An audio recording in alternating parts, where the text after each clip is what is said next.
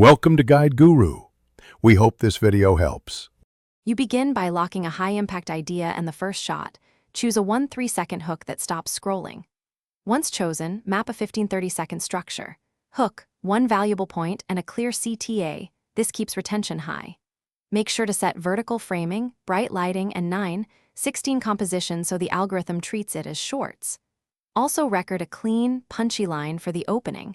This line determines whether viewers watch to the second clip.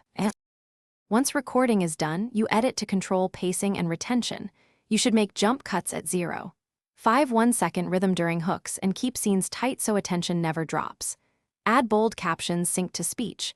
Captions increase view time and accessibility.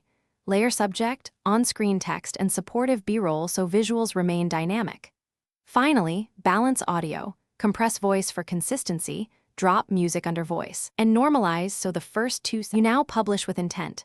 Choose a keyword-rich title and 1-2 hashtags that match viewer intent, and put a short CTA in the first line of description. Once live, promote in comments, story, or communities. Post a variant within 24-72 hours to test hooks. If performance lags, troubleshoot.